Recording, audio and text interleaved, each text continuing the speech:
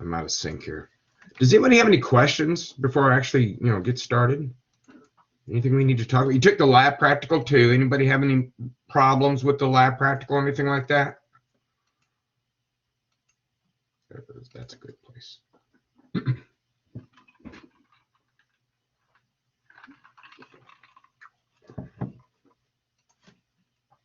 No, nobody had any problems.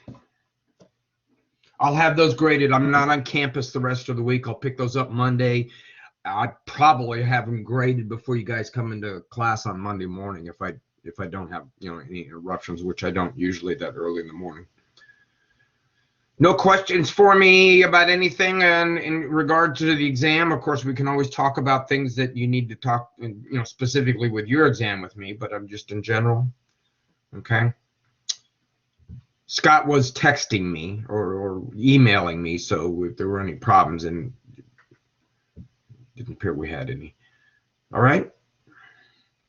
Everybody there? We're online. Somebody say something. Yeah, I don't know if you're hearing me. If you guys are, was it? Okay, so we're going to return back. What are we? Chapter 9? Yeah, we're in chapter 9. So we're going to talk about respiration. And speaking of that question that you just went through, the compare and contrast between those different membrane transport mechanisms, you'll be able to see, and you're going to see very clearly when I get through this chapter and the next chapter, when I get through photosynthesis and respiration, that you're going to have a really good idea of a possible compare and contrast question on your next exam. Now, I'm not telling you this to try to horse the questions. That's not my point. Horse the questions kind of, if it says this is what your answer kind of thing, which that's not learning. But what I'm trying to do is to get you guys to understand, and many of you already do understand this, and some of you are learning this, but that we are talking about the interconnectedness of stuff, how it all fits together. That whether we're talking about biology or history or anything else, what I'm trying to get you to do is not just memorize names. Anybody can do that. A parrot can do that. I'm trying to get you to understand how all of this fits into a logical flow. How if someone says, how does this happen? You at least have a basic idea. Oh, okay, it's this kind of thing, So when we talk about respiration, when we talk about this process of glycolysis, and I can't go back all the way through glycolysis, okay? So make sure you go back and review those slides or the see, I'm getting sick. No, I don't think so. Anyway, so you understand in glycolysis as these electrons, see the electrons above, electrons via NADH, right? That electron carrier. So you're understanding that it's not just magic here that's occurring. It reminds me of my organic chemistry class. I often figured, oh my goodness, this is just too much like magic to me. But anyway, it wasn't magic. It was just that I didn't understand it. So I would often write on my exams magic.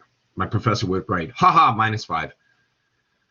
All right, but that what's going on here is oxidation, right? Oh, come on, Patty. Oxidation, where electrons are being removed. We've talked about this a million times. So, and oxidation not only removes electrons, that's a physical thing, but it releases energy, right? Energy. It's an exergonic reaction. And the reason why we even have them, we have to have them is because the laws of thermodynamics, boom, we're putting this all together here, right? The laws of thermodynamics say that you have X amount of energy in the universe, X amount, and it's either in one form or the other. You're either exergonic or you're endergonic, and that's it. That's all. There's no other there's no hypergonic, anything like that. There's nothing like that. So when endergonic energy is changed, it's changed into, guess what? Exergonic, and the other way around, exergonic into endergonic. So when we remove electrons in that exergonic reaction, if exergonic happens, then endergonic has to happen, right? Here we go. Have I told you guys my German teacher's thing, right? Arbeiten zusammen, in German, she would always say, which means we're supposed to get together in groups and work. She had us do this exercise. It's actually kind of cool. I don't remember any German, but I remember this one. Arbeiten zusammen. So anyway, that's what I'm talking about. Oxidation drives reduction. And if something gets oxidized, something has to get reduced. And in glycolysis, glucose gets oxidized, so NADs get reduced. And now where we're going to today, eventually, if you follow the arrow up top, is how that these energy-rich molecules, these NADHs, these pumped up electrons, these energy, and like it, some electrons have more energy than others. They're all electrons, but just think about it. You know, it's virtue of chemical bonds. It's like gasoline electrons have more energy because their atoms have more energy. And the way you know that is if you know, gasoline releases that a lot of energy, right? When those bonds are broken. Oh, chemical bonds, right? Chemical bonds, covalent bonds that bring atoms together are energy, all right? So you can use the breaking of the bonds when you're digesting food in glycolysis. The energy is transferred to NADH, the electron carriers, and boom, that's where we're going to go today. But where we ended up was, I think I stopped y'all on the pyruvate oxidation, right? Because we talked all about what happens if you don't have oxygen. We talked about this real simple way that ATP is produced. So we went through glycolysis. We're not going to bother with the names. It would be nice for you to remember, it would behoove you to remember, I had this teacher many years ago when I was a kid, behoove, he always, that's a word. It would be good for you to remember that, of course, glycolysis, like any reaction, any biological reaction, requires enzymes. Enzymes grease the wheels, you see, right? And it's all about efficiency in living organisms, so enzymes help you become efficient. And that's what all those ACEs are that are numbered in this flow chart. Hold on, Cooper's going at the couch again. Cooper, I hear what you're doing. Stop it. Rotten dog. Anyway, so that's what I would like you to know. I'm not going to expect you to memorize the names of the enzymes. There is a couple of things, again, that I want you to keep in mind about glycolysis, that it's two big phases. There's the investment where you use ATP, and there's the payoff where you release ATP. It wouldn't make any sense to do it otherwise, would it? So I want you to keep that in mind, and I want you to understand that the reason why you're investing is because, as I said in class, sometimes you have to prime the pump, and what you're doing chemically is when ATP swoops in there, looks like it's swooping in, what it's doing is it's destabilizing a molecule. So it's making a molecule want to fall apart. And the reason why molecules and atoms and everything wants to fall apart is because, what? Entropy. Woo, there you go. Entropy is always increasing. Things are always falling apart. That's the natural tendency. Okay, so that's what it's going to encourage these molecules to fall apart. And when they do, they're going to release energy. And they're going to use that energy in the next step to make ATP. And as I said, it makes no sense, you know, to put in 2 and get out 2. That's no net yield. So you don't get out 2, you get out 4. Because you split the molecule right here. And that step, what, 5? Or isomerase. Isomerase makes, listen to the word isomerase. It's an enzyme, right? Remember I told you sometimes the names of enzymes will tell you what they do? And you can kind of look at it in the chart there. What do you think the enzyme isomerase does to those molecules that you see in the picture there? The glyceraldehyde 3-phosphate and the other one, which I don't, too early in the morning, DHAP. What is isomerase doing to those molecules, do you think? This is that higher level of thinking, putting it all together, not higher in terms of superiority, but the fact that you're putting the concepts together.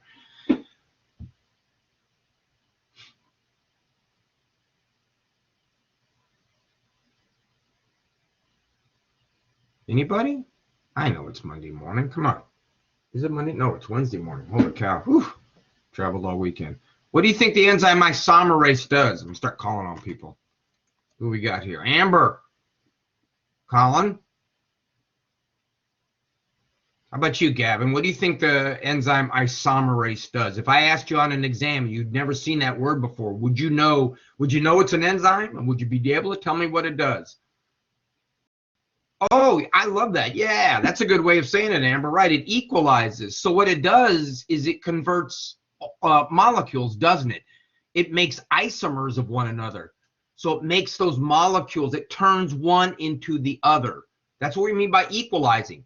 Because if you turn one thing, if you turn thing B into thing A, then they're the same. All right, so you split the molecules, and iso means the same. Isosceles triangle, isotopes, isomer. Yeah. Would you all have known it was an enzyme? Honestly, ASENE. Give me thumbs up or thumbs down. I want to see if you guys are still alive. Thumbs up or thumbs down. Would you have known it was an enzyme?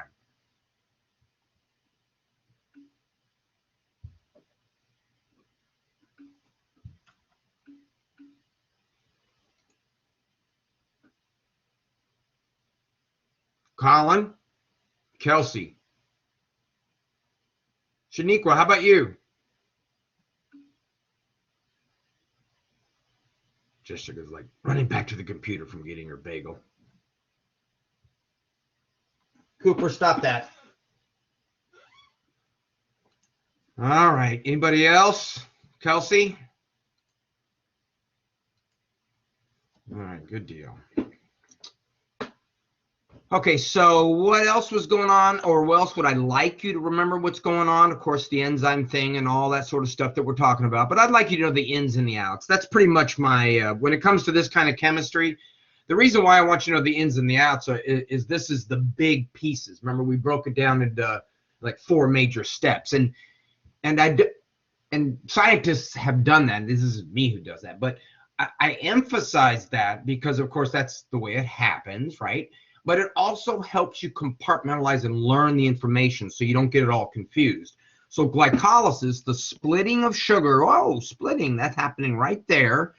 Glucose is sugar. The splitting of sugar during glycolysis is the process by which you invest 2 ATPs and you get out 4. So when you got to remember that you got to be careful when you're explaining or reading about the ATP output, you'll see total is 4, right? But what's the net?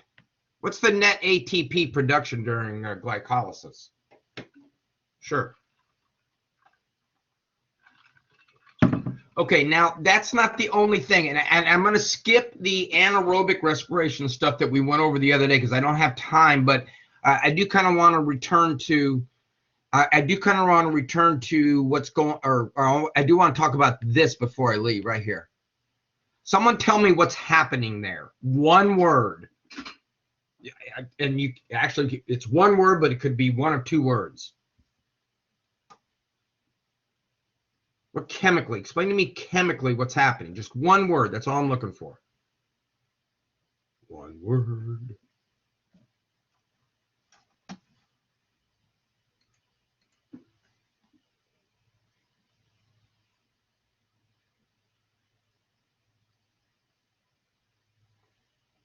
Okay, let's go through polling here. Gavin.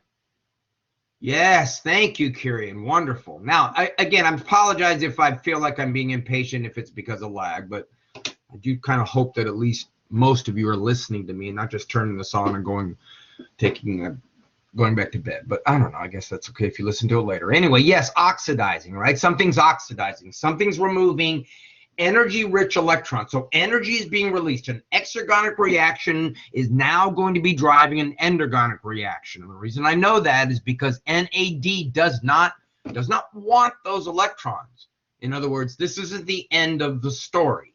Those energy-rich electrons that NAD just swooped in and grabbed, okay, it was reduced, but it did the oxidizing, are now going to be used later to do something, to engage in an endergonic reactions. And while exergonic reactions tear things apart, endergonic reactions build things up. When you eat food, boom, look at this big concept here, folks. When you eat food, in the next steps we're going to talk about, you release energy from food so that you can use it to build you, repair you, right? Keep you alive. Okay, this is the anaerobic part. Go through that again on the slide if you need to. I don't have time to talk about it. I talked about that before. Now, here we are in pyruvate oxidation. So one thing you got to keep in mind, and one thing you should remember, is we've moved areas, we've moved in the cell. We've gone from the cytosol or the cytoplasm. It's the same things. There's probably some minor technical differences between the two, but that's the liquid part. So the mitochondria is an organelle. So this is just a little piece of the cell, right? We're looking at, you are here in the cell. And the reason why I want you to know inputs and outputs is coming out of glycolysis, and now straight from glycolysis is pyruvate. And the real one of the real important things that you remember about that, again, I don't want to go back to the previous slide, but the fate, that's not really a word for a molecule, but the fate of pyruvate, where it goes, depends on whether there's oxygen or not, okay? In this picture you see right here, if I asked you on the exam, what can you tell me about aerobic or anaerobic conditions based on these chemical reactions? You should know, you've got to know that this is only occurs when there's oxygen present. Because glycolysis always happens, whether you got oxygen or no oxygen. It always happens whether you are an organism that is an anaerobic organism, right? Remember I said there are some critters out there that don't like oxygen at all. They're anaerobic. They actually die in the presence of oxygen. So the only reason why this transport protein, this pyruvate, is moving from the cytoplasm across those phospholipid bilayers with the aid of a transport protein, which I'm reading all about in your exams right now, thank goodness. The only reason that pyruvate is going on the rest of the way is because somewhere down the road, somewhere off down the yellow brick road, there is O2. We'll get to it or her or whatever you want to think about it later on. But we're moving into the mitochondria now. Thing happens is a chemical reaction, like I said, where we get carbon dioxide is released. That's obviously what you exhale. Someplace else, a coenzyme, an enzyme helper attaches, and you get this thing. Okay, so that would be good inputs and outputs. Pyruvate is the input for pyruvate oxidation, and acetyl-CoA would be the output. Now notice what I called this. I called this pyruvate oxidation. You might maybe better think of it as pyruvate movement and oxidation. First it gets moved, and then this process right here, see that? Again, what's that doing? Someone other than people that are always answering. I love to hear your answers, of course, but let everybody else, let's get involved. Colin. Let's all talk about this. Colin, are you there? Barbara, how about you? What do you think is going on there? If you don't know, that's fine. At least I don't have to stare you down in class, right? That's always the worst thing when the teacher's looking at you. Steve, what was the point of that story? I'm like, oh, I didn't even read the story.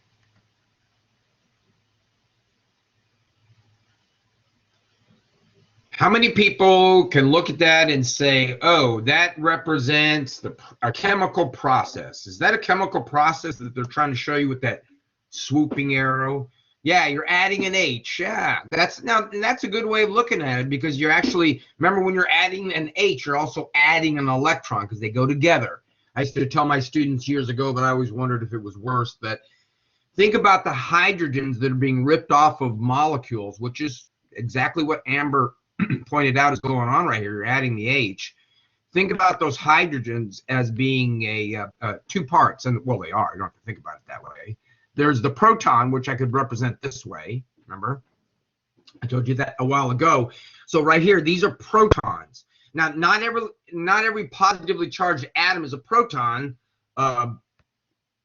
This is these are both cations, both positively charged, but sodium's not just a proton, because it's got 10 others.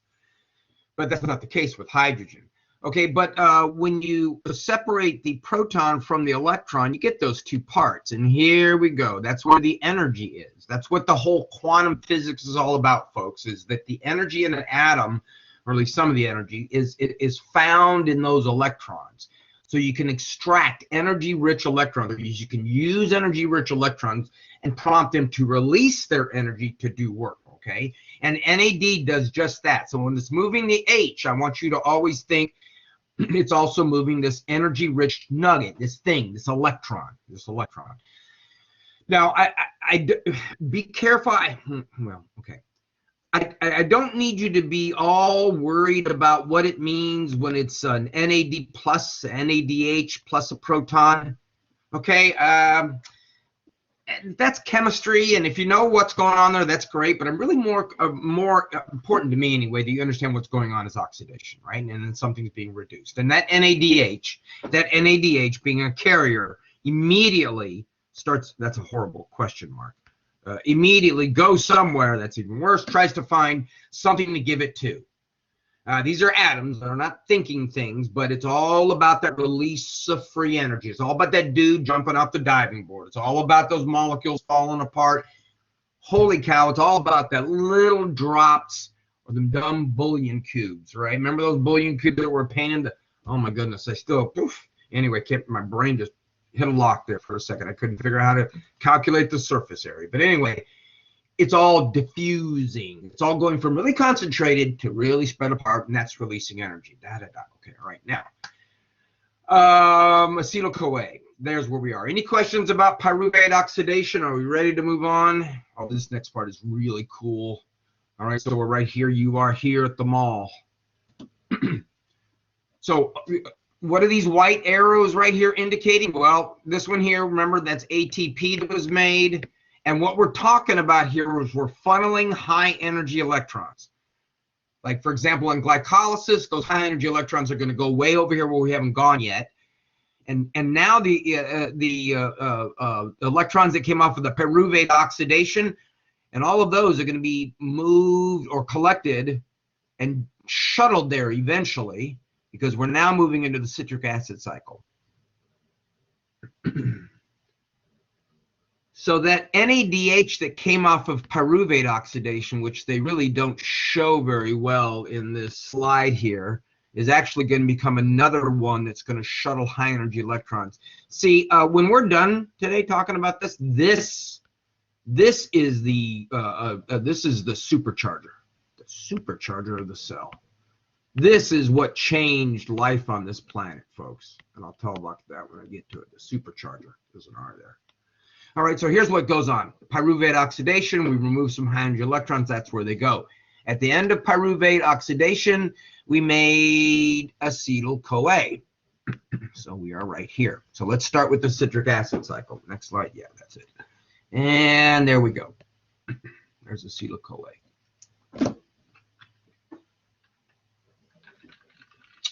Now, I know maybe some of you in earlier biology classes in high school or such, or even if you take other biology, related courses here on campus, are oftentimes in courses in which the professors want you to memorize the names of these things in order. I don't particularly do that. It doesn't mean it's wrong. There's all kinds of cool ways. One of the things it does help you do is learn how to use mnemonic devices.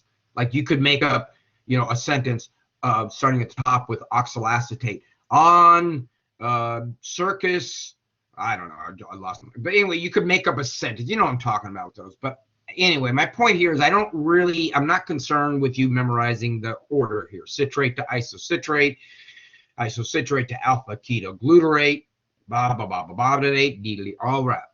Two things I want you to know about this. Well, not two things, but important things. Let's just say that. First of all, it is a cycle. It is Mother Nature at her finest. Mother Nature is the classic recycler, right? She's the classic, you tear things down, you build them up. It's all this displacement of energy. It's all very cool when you think about it in the grand scale. So what's going on here by a cycle is, if you'll notice, it's step number one. And here I'm going to use the names, folks, only to give you a place to look, but I'm not going to expect you to memorize the names. If on an exam somehow a name slipped in for some reason, call me over and I'll be more than happy to tell you what it is. But this one right here, oxalacetate. Now, oxalacetate is, let's say, the substrate, right? And we're going to call citrate the what? If this is the substrate, oxalacetate, and enzymes drive everything. They may not be written on here, but they do, just for sake of convenience. But what would we call citrate?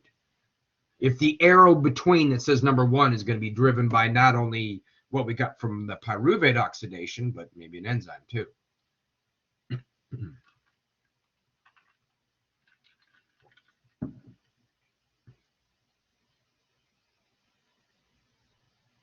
So oxalacetate would be the substrate, and citrate in that reaction that's brought about by number one would be the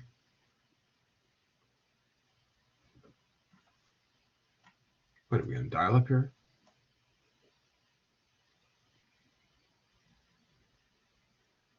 Gavin. Bueller.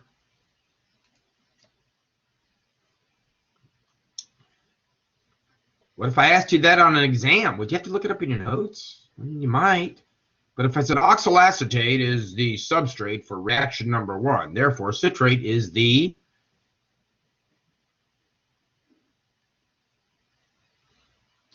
Raise your thumb up if you know the answer to that. You just don't feel like typing it. Give me the thumbs up thing. Say, yeah, I know that. No? Give me the thumbs down if you don't know it.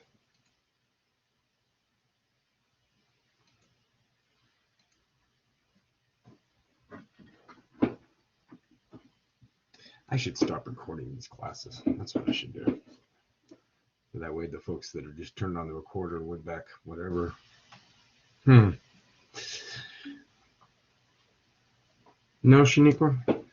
Well, if oxyl acetate is the substrate and there's enzymes involved, let's see, we can go back and kind of remember that there's always an enzyme, an E plus an S is something that makes an ES complex, right? They bind together. And then what comes out of there? E plus P, doesn't it? I showed you sucrase, right? There's a substrate that goes in. There's a product that comes out. Oxyl acetate is a substrate. Citrate is a product. And then, okay, now guess what? Citrate becomes the substrate. And you remember what I talked about in class, how at the very end of the enzymatic chapter, I said it's very rarely one enzyme, one substrate, one product, we're all done. Huh? It's one enzyme turns one substrate into one product, which is the substrate for the next product. It's like building a car on an assembly line. Now, the beautiful thing about all this, unlike that car on the assembly line, is when you're all done, if you go back to look at step number 8, when malate is turned into oxyl acetate. Now, how is malate turned into oxyl acetate? Look, right here. So malate is turned into oxyl acetate, right? And the name of the process by which that is done, what is that chemical process called that I just put a blue circle around? So if someone said to you, how is malate turned into oxyl acetate in step 8? You'd say, well, there's enzymes, and the chemical process that occurs is, tell me, folks. Oxidation. Thank you. Absolutely. Right. Oxidation. And oxidation is releasing energy. It's releasing energy, and NADH is just the intermediary, just the go-between. NAD, FAD. Where's the FAD? There's FAD. FAD is they're electron carriers. They're carrying this energy-rich electron, and they're going to give it to something because those electrons always have to go somewhere. They always have to go somewhere. Now, so far through all of this, we have not seen the molecule, the atom, oxygen, have we? Right, so I'm going to give you what they call in literature, what is that, a little foreshadowing. There is something out there. We all know about it. There is something out there that loves electrons. It loves electrons. Whether they have a lot of energy or no energy, this thing loves. It's a pig for electrons. Okay, and so in the citric acid cycle, what's happening? Big idea is we're converting one substrate into a product, and so Mother Nature is so clever. At the very end, the last product, oxyl acetate, is the next substrate. And as long as you're eating food, let's go way back to glycolysis. As long as you're eating food, you're making a pyruvate. And as long as you're making pyruvate, you're oxidizing pyruvate and pyruvate oxidation. And as long as you're doing that, you're making this. Now, you stop eating food, it's like backing up the sewers. None of this happens. None of this happens. You don't, a lot of times you'll see it, maybe, it's a good word for it. We say that what happens in the citric acid cycle, and if you're thinking, well, that's really vitamin C, yeah, citric acid, citrate is citric acid, okay? And we just named it for the first one, and the first thing that's made. But a lot of times I've seen it written is the fact that we call this, what's going on in the citric acid cycle, electron harvesting.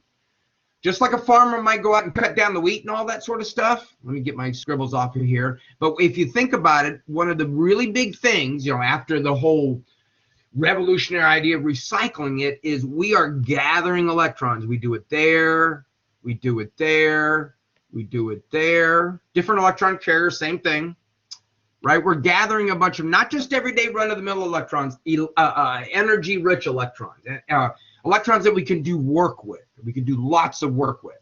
And of course, it is a cycle because this NADH is going to go somewhere that we'll find about in just a minute. And the NAD, we know where that's coming from. It's coming from the fact that wherever the NADH is going, guess what's coming out of there? NAD. Arbeiten zusammen. So wherever that NAD is going, and you'll find about in just a minute, it's being recycled. Those electrons are being dropped off because it is an electron carrier. And guess what? As long as you got someplace to drop it off, then then there's more NAD to come back. Okay. Now there's something else that's going on in here, and I just want to point it out before we go on to the next one. Or if you have any questions, of course, let me know that as well. But you see down at the very bottom, there's kind of a strange set of reactions occurring. One of them that you probably recognize, that's the phosphorylation of ADP, right? ADP made to ATP. What you might not recognize is what GDP and GTP is. Now, in function of the same thing, they're energy currency. There's not as much energy in GTP, or most of our TP would be that type, okay? But instead of adenosine being the sugar, this time it's guanine. And you can still use it to extract energy. And in the citric acid cycle, some of the energy is used to make GTP, and some of it makes ATP. Okay, now don't worry about the whole conversion of GDP to GTP. It probably has a lot to do with, the chemical environment. It's much more conducive to do it this way. I want you to know numbers, okay? I want you to know not so much the numbers here. I don't really care about the number of NADHs and FADHs, but I do want you to know that you get 2 out of this. You get 2 ATPs out of the citric acid cycle. 2 per glucose. That's what we've been saying all along. 1 glucose molecule, And the reason why I want you to do this is I want you to realize that the reason why you get 2 out of there is because of what happened right before we ended right in the middle of glycolysis, when we split the sugar.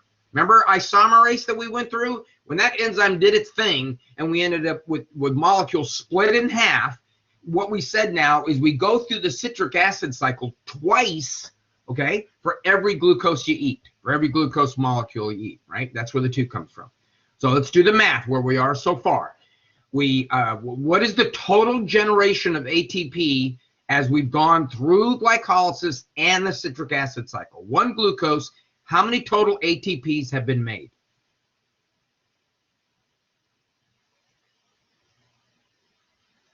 The total yield.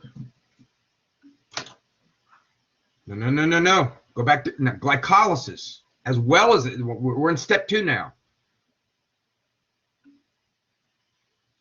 Is that all that was made? If we combine both of these steps, if it was glycolysis and the citric acid cycle, how many ATPs have been made?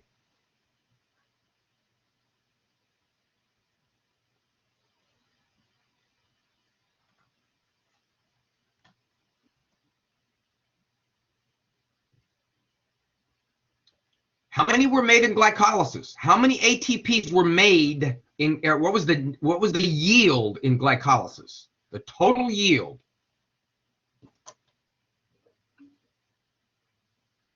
Total yield, right? Remember, there's an energy investment, energy payoff. What was the total yield?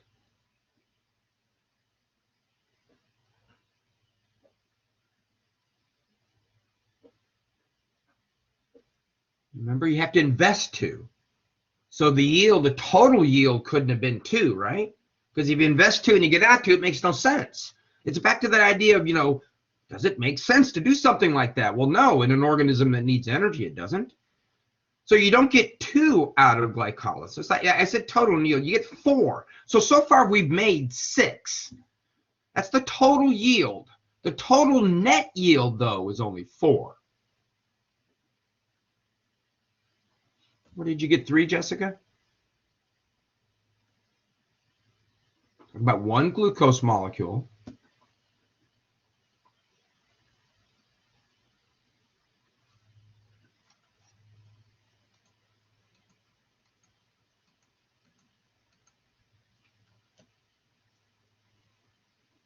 You get 4 out of there.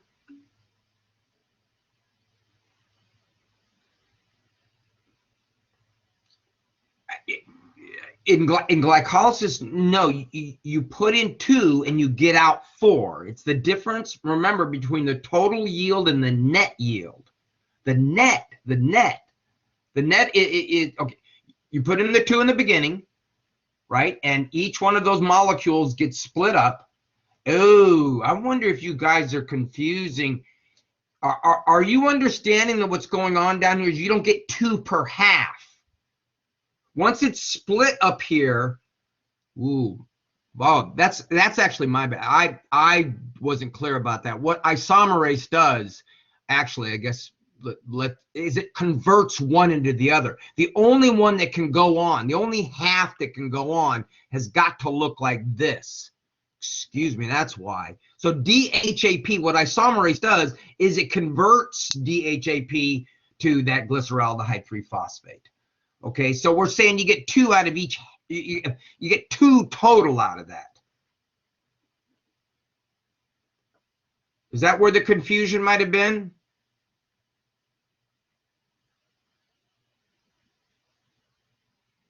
So it goes in at 1. It gets split into 2, but one of those gets converted into the other one, because if you notice in the payoff stage down below, it's only G3P that is used for that. So when you're saying 2 there, the reason why is because you have twice as much, because glucose could be split in half. Does that make sense? Is that where the confusion might have been?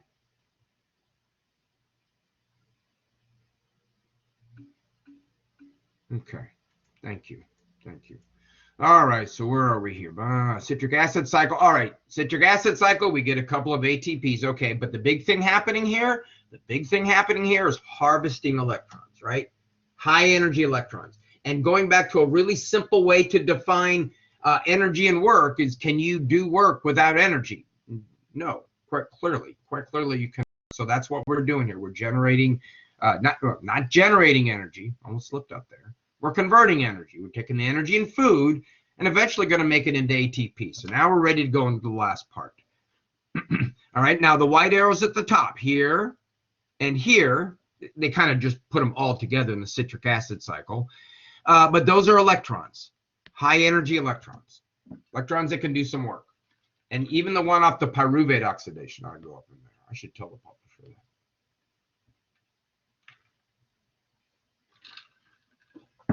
Okay, so we're ready for that last part. Look at the name of that last part.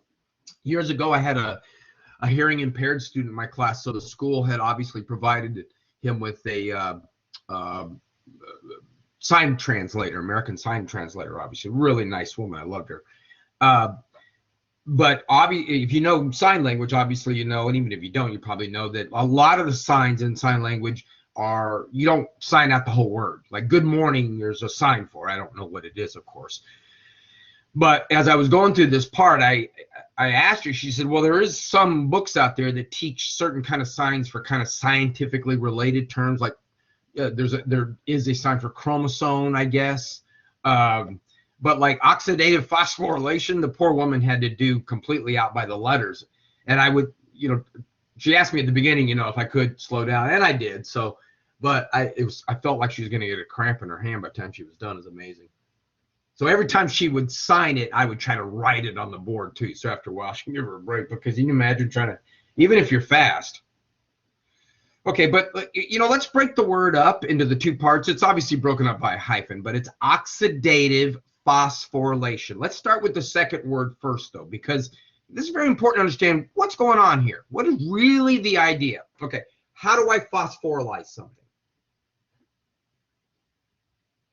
One word, or yeah, maybe 3 words, 4 words. Anyways, what does it mean to be phosphorylized?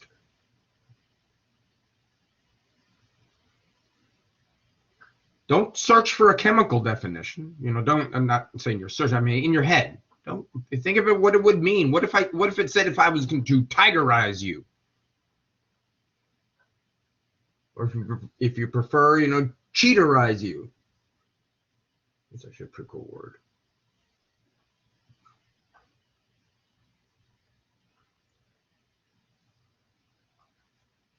You guys are giving me a complex here. Come on, Barbara. Gavin.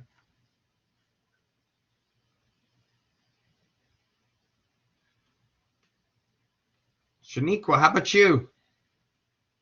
What does it mean to phosphorylize something?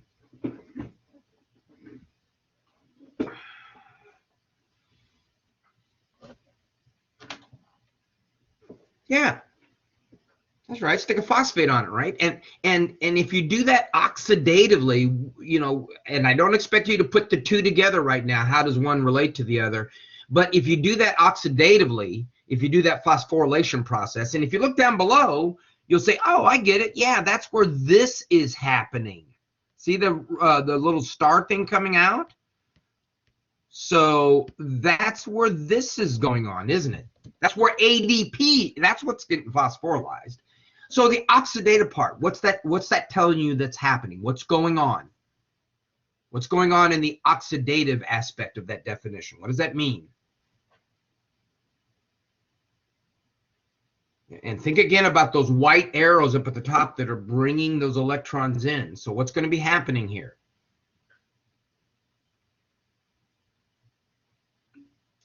Yeah, you're going to be releasing. That's right, Gavin. You're going to be releasing electrons. And number one, when you release electrons, you know, or when you remove electrons from one thing and put it on another, the process of oxidation, right? When you do that, you release energy, don't you? That's the whole reason why we're doing that. And if you release energy by doing that, if you release energy by taking those electrons off of something, then you can use Arbeiten zusammen. You can use that energy to phosphorylize something. What's down below what I wrote. Now, the next part of that, right? The next part of that is if something gets reduced, something's getting oxidized. Okay, so somewhere in this purple box that we're going to look at in just a second, somewhere in that area, there is something that loves to be oxidized. That is the founder of the name. I'm going back really early, like maybe chapter 3. So let's go on to that process. Okay, now what the heck is this? It's a bunch of letters that stand for the names of molecules that have some very interesting names, like cytochrome B. Fe you might recognize as something to do with having iron. I don't expect you to memorize the names of these particles at all, folks, okay? There's actually some very interesting things in evolution about them because the evolution of these particles says a lot about how we're related, believe it or not. It's very interesting. But anyway, all right, what's going on here? Inputs and outputs, okay? In the oxidative phosphorylation process, what's happening is high energy electrons are being delivered. There they go. Okay, now, let's make the bridge. Where did those come from? Where did NADH with the blue arrow and the FADH2, where did it come from?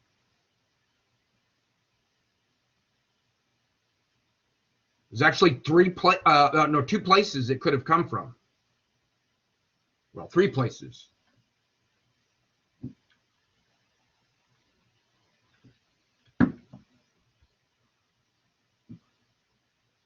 I mean, because you see the NAD is coming out, or the FAD, it's got to be a cycle, Arbeiten zusammen. So where does that stuff go back to? So, you know, where did those NADHs with those 2 little electrons in yellow, meaning that they got high energy, where did they come from? Where did you get them?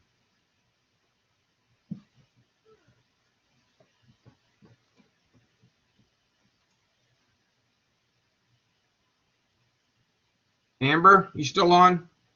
Isabel, how about you?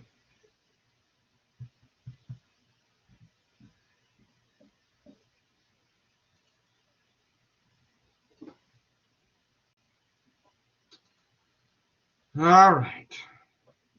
Either I lost sound or I lost my audience, okay? Well, they came from the Krebs cycle, didn't they? They came from glycolysis. They came from pyruvate oxidation.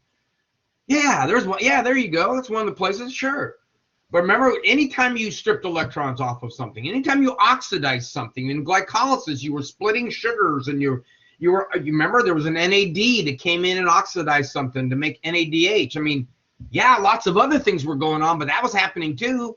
And heck, in the in the Krebs cycle, that's about all that was really happening. There was the ATPs, of course, at the bottom. But look at that. Remember we said electron harvesting? I mean, when the farmer goes out who grows corn, he's not out there cutting one plant. He's using a combine to collect it all together, all right? So now what's going on with all the names of these molecules, and why is it written with these lump shapes and all this stuff? All right, first of all, you got to keep in mind, you got to remember, the next slide will help you, this is all happening on a membrane. Now, I don't want to go into a lot of detail as to why membranes can make this happen. I just want you to understand that membranes are very important to make this happen, because in the evolution of life, it was membranes that really changed a lot of things. But I don't want to go into the detail of that. All right, so what is happening here? Now look on the y-axis, free energy. Notice what's happening is the stuff at the top, FMN, yeah, up here, has more free energy than, what do we got at the bottom? Site A3. These are all the names of proteins is what they are. It's really very cool. All right, so which one has more free energy, FMN or Site A3? You should be able to read the graph easy enough, right?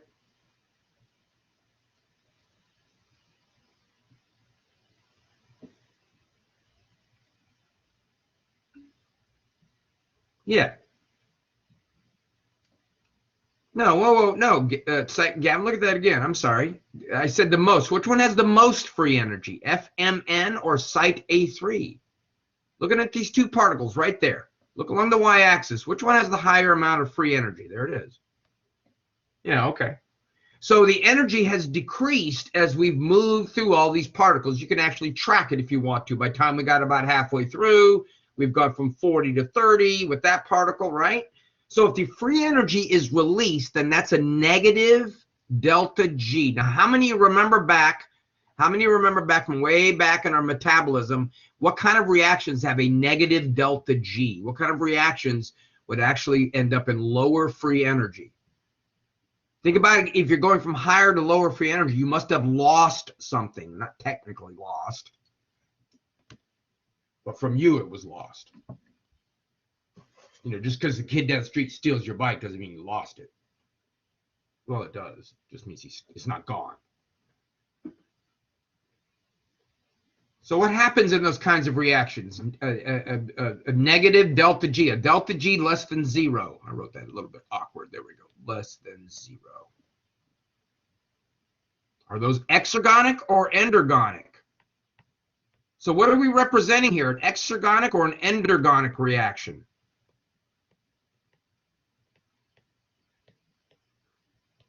Isabel.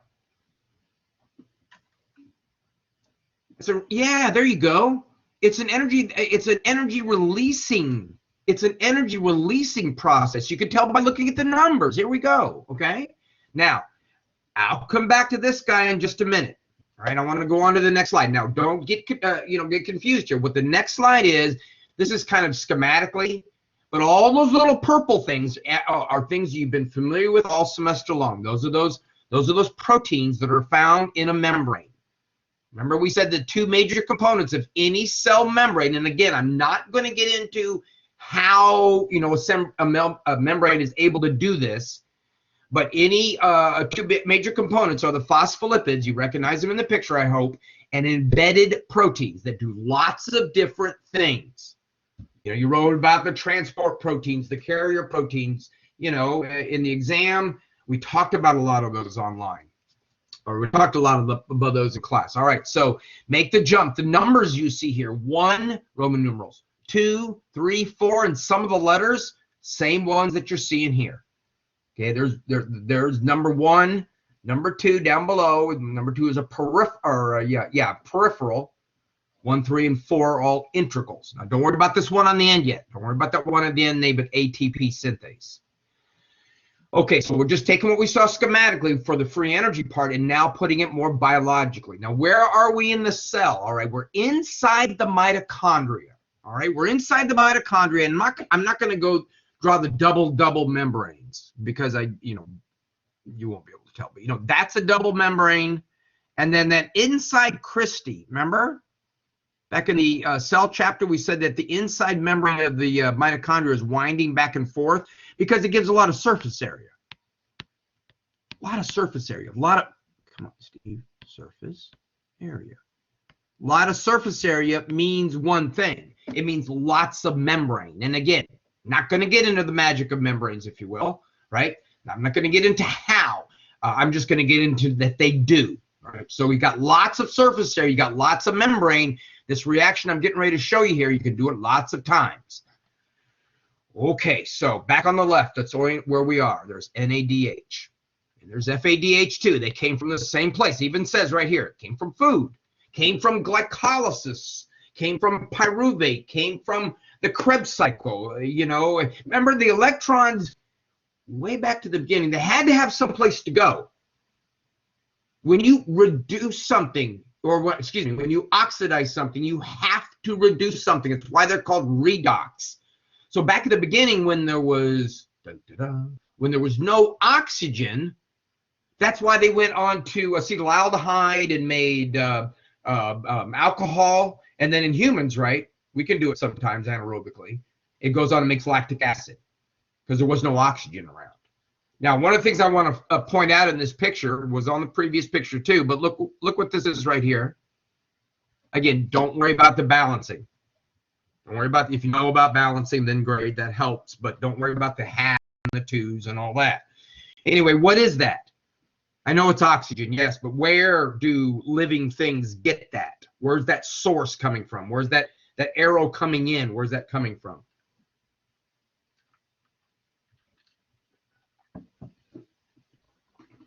Or where do we get oxygen, or how do we get oxygen?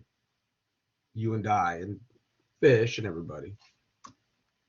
What's the name of that process?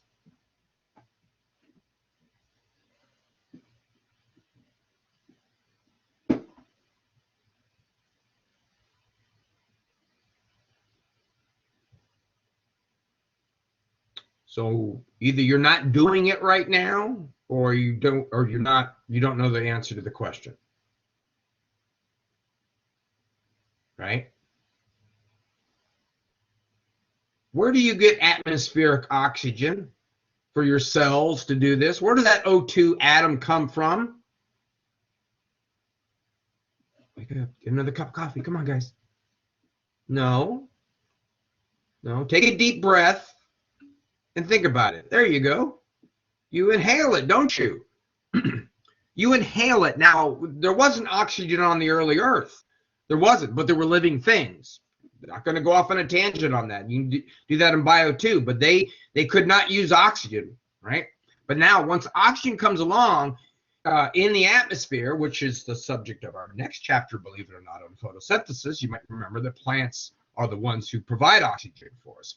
But once oxygen came along, there was a place for those electrons in the yellow arrow that you're looking there. There's a place for those electrons to go. There's an electron pig. Remember, oxygen loves electrons. So what you see is going on in the black arrow there, and the fact that they come together on the right as a combined black and yellow is indicative of what you got here is oxygen and electrons. And then remember I said electrons don't travel alone. They travel with their proton in a way that I don't want to explain because it's more confusing. But just think of them as two objects. So what's happening at the end here, if we kind of do the reverse chemistry, and again, very simple chemistry on my part, an oxygen atom, a hydrogen ion, okay, an electron, well, an electron that was originally derived from food. An electron, the way on the left-hand side, you can see it carrying electrons from food, was taken off during glycolysis or the oxidation in pyruvate or during the Krebs cycle. But that same electron that now is at the very end of its path, it's got a place to go. It's getting ready to reduce something. What it's doing is that oxygen and that hydrogen and that electron are all going to combine together to make water. That's that metabolic water that I talked about, just that little bit, not the. You can't live off of it. Some critters can, but we can't. Okay, so what oxygen's major role in terms of respiration, it's almost kind of anticlimactic if you think about it, is the final electron acceptor, the last place that those high energy electrons can go. Because remember, all along, when NAD and FAD, or whoever the heck it was, when it was taking off those electrons, it had to have some place to put them. And that's what oxygen does for us. Now, back up for just a second and remember, if you remove the oxygen, all of this stops, all of the Krebs cycle stops, all the citric acid cycle stops, the one before, all of pyruvate oxidation stops, you never go into the mitochondria, you stay out in the cytosol, and you undergo anaerobic respiration, okay? So see, that's a pretty important role for oxygen. That was a very significant change on Earth when it happened, by the way. If more on that, you can take my Bio 2 course. But all right, let's go back to this whole energy thing, because we're not just talking about the electron. Notice that the electron coming from food, either NAD or NADH or FADH2, either one, keep them, look, where are these things going back? They're going to go back and gather more electrons, aren't they? See, they're just shuttles. These first three particles, they're not numbered 3, they're numbered 1, 3, and 4, the big particles. The peripheral one is 2, is known as the electron transport chain. And I always kid folks, I'm like, what do you think the electron transport chain does? Well, it obviously tells you what it's doing. But do you know what kind of electrons? Well, if you pay attention down here, you do. See the yellow arrow? What we're saying is, what we're doing with the electrons is way back at the beginning. I don't feel like flipping through the slides. You remember rolling down the steps? How if you release that electron energy a little bit at a time, you can use it efficiently, like releasing the gasoline in your car, versus throwing a match into a gallon of gas. Remember, I started off this whole conversation saying, well, both of these are plentiful. Why don't we just make a lab and stick them together? And I said, well, we do. That's what was propelling the space shuttle into Earth. Because if you don't control it, it's a much more explosive reaction. We're doing the same thing here, folks. We're making water, not a lot, but we're making water by using the same thing, by releasing energy a little bit at a time. Okay, now what are we doing with that energy? Here we go. Whether it's NAD, FAD enters a little bit later into the chain, but whatever happens, what's going on is these electrons are being passed through these particles 1, 3, and 4. And these particles are known as proton pumps. Proton pumps. They probably have a much fancier name, but that's good enough. Proton pumps or hydrogen, I can't make a superscript. Hydrogen pumps, hydrogen ion pumps. Now, it has something to do with those hydrogen ions and those electrons, but I don't really want to cloud you up with that too much. I more prefer kind of focusing on this energy idea. Okay, so these are energy-rich electrons. Now, energy-rich electrons are used in a proton pump. That means they're transferred there. So what's going to happen is NADH is going to reduce that pump number 1, whatever its real name is. It itself is going to be oxidized, and it's going to go back. And when you reduce that pump number 1, now it's not just one thing. Notice it says it's a complex, okay? What you're doing is in a microscopic scale is you're slowly extracting the energy out of that electron, because a pump needs energy, doesn't it? Because a pump is active by definition. Any pump, I don't care if we're talking about this pump or we're talking about a gasoline pump, it's active, right? Why is a pump active? Why can I say any pump is active? Gas pump, water pump.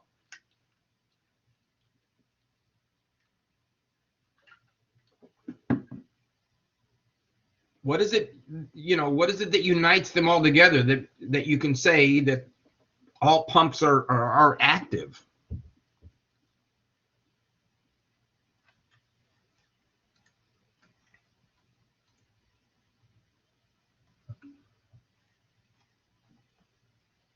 Yeah, absolutely.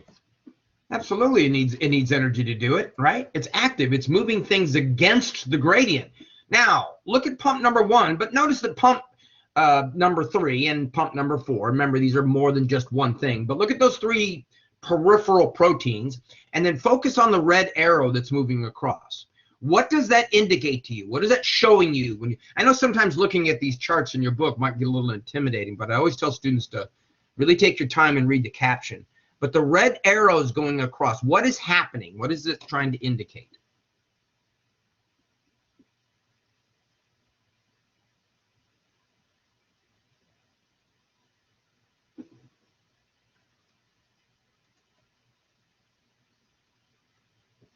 What's going on there? Kieran, Gavin, Amber? How about you, Jessica? I haven't heard from you in a while. Isabel?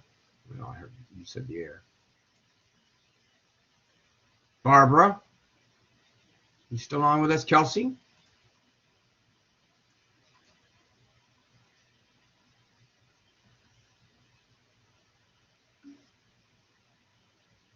No, not synthesized, Shaniqua, but that's you're getting there. I mean, think about what I'm calling these things, 1, 3, and 4. I'm calling them proton pumps. What do you think proton pumps pump?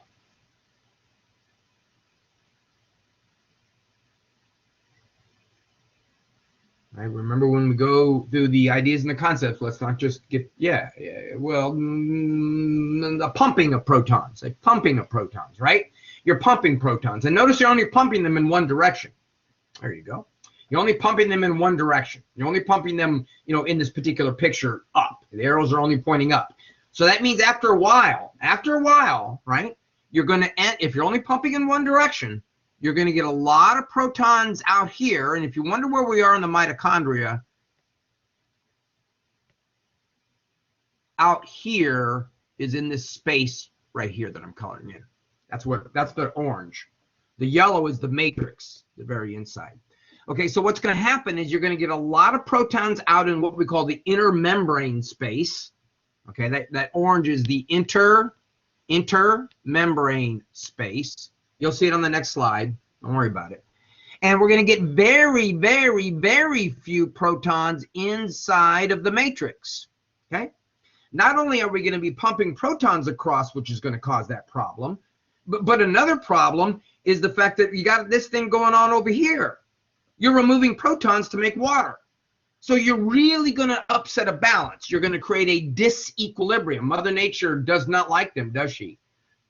Is that right? Mother Nature doesn't like disequilibriums. Give me a thumbs up or a thumbs down about disequilibriums. What do we know about Mother Nature? And yeah, now disequilibriums exist, but what do we know about the natural tendency, entropy, for disequilibrium or equilibrium?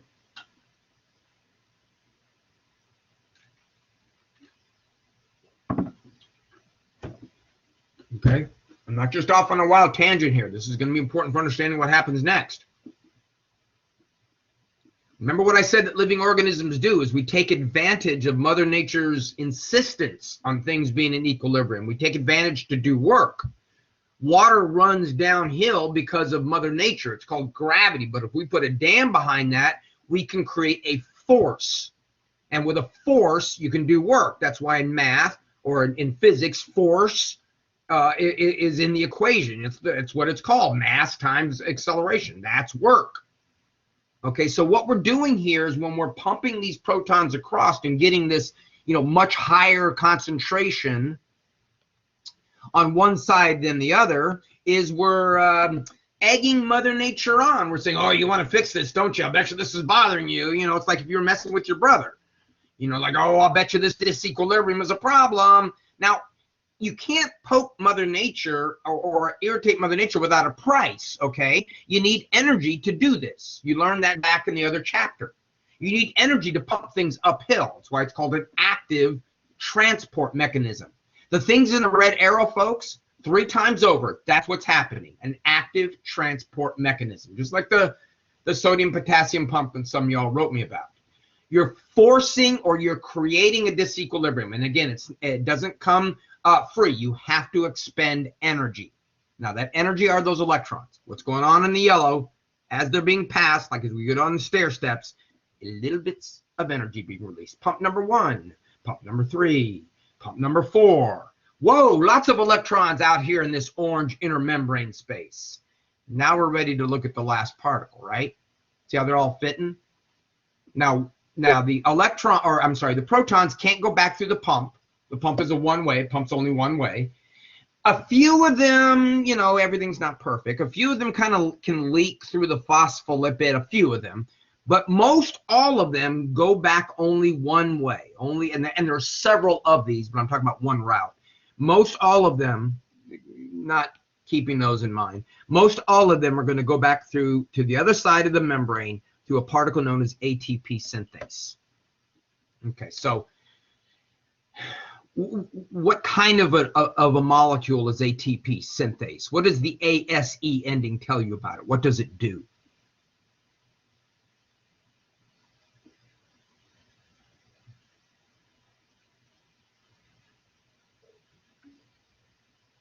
Yeah, it's an enzyme, right? Remember, the names of enzymes sometimes tell you what they do. So ATP synthase synthesizes ATP. Notice, right? That's what the arrow means. There you go. Now, putting this all together, the only way ATP synthase can synthesize ATP is if there's a proton physical. This is a physical thing. Physically flowing through it. Now, I'll show you in the next slide. It's really kind of cool. It's kind of an interesting sort of arrangement, sort of a little machine. I want to make sure that you understand when we're talking about chemiosmosis, we're not involving water. Even though water is made, yes, I understand. The reason why it's called chemiosmosis is it's the same idea as osmosis, of moving things across the membrane based on a gradient. Probably would have been better if they call it chemidiffusion, so you wouldn't be confused about the water. But we're doing the same thing. We're creating a disequilibrium, and then it diffuses. That's all we're doing here. We're just letting water run downhill. It diffuses those protons, and they move through ATP synthase, and you get ATP. And here's how it happens. Here we go. There's the proton. This is so cool. Stator and a rotor. It's like an electric motor. If you took apart a little electric motor and the magnets and then the part with the copper wiring, that's the stator and the rotor. So it's basically magnetism in a really simple way, which and I wouldn't propose to understand it, or would I try to explain it. But here we go, inputs and outputs. The proton flows in through this little hole in the stator into the rotor and fills it up. And then the rotor turns this knob. And the knob is really the enzyme, because on the knob there are these catalytic sites. Each one of these jelly bean shaped things is a series of active and passive sites. Okay, and so every time the knob turns, these active and passive sites come into play, like they open up. And so whatever ADP and phosphate is around, which is going to be a lot because you're using it, right? You're using it to climb stairs, take notes, and all that stuff. So you're always using it. Remember, it only sits around for, a couple of minutes, so you're going to need it. I can imagine this thing is spinning around and it's cranking out a product. It's taking substrate, attaching it to active sites. So it's like, that's what I mean. It's like an enzyme on steroids. It's several active sites that are spinning around, and as they're spinning around, they're making their active sites available for ADP and phosphate to stick to it. And all along, it's the proton that's doing it. See? When the proton goes through the stator into the rotor and spins it around, it eventually goes out the other side. So it spins this way, and it's so doggone simple. It's so cool. It's amazing when you look at it. It's simply because these two little tubes aren't above each other. Nanotechnologists, folks who like little machines, they love this kind of stuff. Isn't that neat? So all you're doing is asking the protons to flow downhill. Okay, now let me go back one more time so that we kind of close the loop here. At the very end, okay, those electrons ended up on the water, right? So that's the metabolic water that was created. Okay, the energy was used to make ATP, and the glucose was turned into a variety of materials, including carbon dioxide. And it's not on this screen, but we had it in the Krebs cycle and pyruvate oxidation. You get a little CO2 out of that too. Okay, where am I? Okay, time, let's see.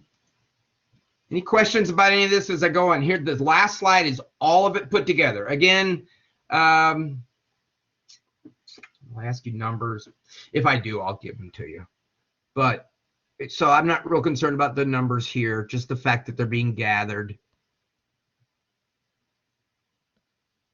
I do want you to know these numbers, though. I want you to know maximum yield and then, or I'm sorry, maximum output and then yield. Remember, it's different. Maximum output in glycolysis is 4, or total output, not maximum, excuse me. Total output is 4. The net is 2. 2 in the citric acid because we've split the molecule, and depending on how they leak through, depending on the efficiency of the mitochondria, and an older mitochondria is not going to be as efficient. The membrane starts to fall apart. So remember I said some of those protons, they don't go through the ATP synthase. They go through the membrane, but you don't get anything out of that. But you can get anywhere between 26 and 28. So we're looking at anywhere between, we got 30 and 32. There we go. About 30 to 32 ATPs per glucose molecule. Now, before I go on to the next part, I'm thinking about something. Anyway, before I go on to the next part, I want you to understand, evolutionarily speaking, this represents a major shift in living organisms on Earth. Because prior to organisms that could do it this way, prior to organisms that had mitochondria or had membranes and able to do this, you only got 2 ATPs. Now you're getting 15, 16 times more from the same glucose. So you're going to be a lot more efficient. So when you put this in the evolutionary context, you can realize that when you think about the larger, more energy demanding organisms on the planet, you're talking about organisms like us that have mitochondria. There are those without, but you don't have huge non-mitochondria bears walking around, right?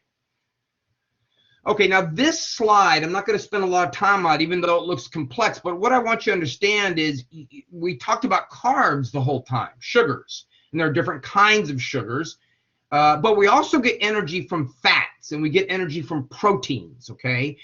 Fats get broken up into glycerol, one of the monomers, and fatty acids, and what we're indicating here in the middle, it's the same thing we just went through, glycolysis, and all of this is the same. It's basically like where these different parts can enter into the cycle. You don't have to enter at the top. You don't have to be glucose. Mother Nature is very good about making sure that there's alternative pathways. So depending on the type of amino acid, you could enter somewhere in the glycolysis. You could be converted into acetyl-CoA, or you could be dumped in the citric acid cycle. And fatty acids could be dumped. Now, even though they don't start at the beginning, you get a lot of energy out of fats and fatty acids because they're really big. Now, one thing before I move on, those folks who have metabolic, whether behaviorally induced or physically induced bulimia, anorexia, one of the ways that that's detectable is those folks will be limiting or eliminating carbs and fats, and they'll starve themselves in general so that their body begins to digest its own muscles. Because proteins are energy and the output is ammonia, and that's the problem because that can cause renal failure in folks that are doing that. So one of the ways that doctors can help those patients, if they suspect it, if they wonder if that's the case, they can check their urine. Their urine will be high in ammonia if perhaps they're relying mostly on proteins being synthesized or being used for energy.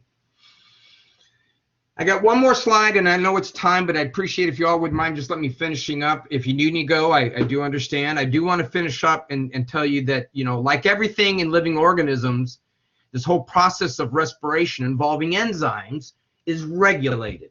And enzymes and regulations should actually cue the same thing in your brain. If you got an enzyme, they're going to be regulated, competitive, non-competitive. So I want you to study this in your book. I don't know which number it is. It's toward the end of the chapter. And I want you to understand how this relates to that feedback inhibition that we talked about when we talked about enzymes. Remember when we talked about enzymes, we said there was competitive, where it competes for the active site, or non-competitive, and feedback had to do with quantity. So I want you to read through this in the book. Okay, and I want you to understand what they're trying to explain to you. But overall, just the overall picture, folks, keep in mind that what they're telling you is when we get excesses of these things here, okay, even ATP itself, you can actually inhibit enzymes further up the path. And you can also not only inhibit, like a negative feedback, you can stimulate, or a positive feedback. So read through all of that, and if you have any questions on it, it's a really good explanation in your book, unless I've Oh, it's 9:19. No, I'm sorry, 9:20. Take a look at that. You can read the captions. Okay, folks, I'm going to end it there. If you have any questions, by all means, stick aboard. If not, then I will see you guys Monday. Oh, what is the lab we're doing? What's Monday's lab? I think it's lab. I think it's a lab I have to get to you, but let me see. Lab 7, yes, I'm going to have to send that to you. So be looking for that over the weekend, through an email or post it online to download that. Okay? If there's nothing else, then I will talk to you all later.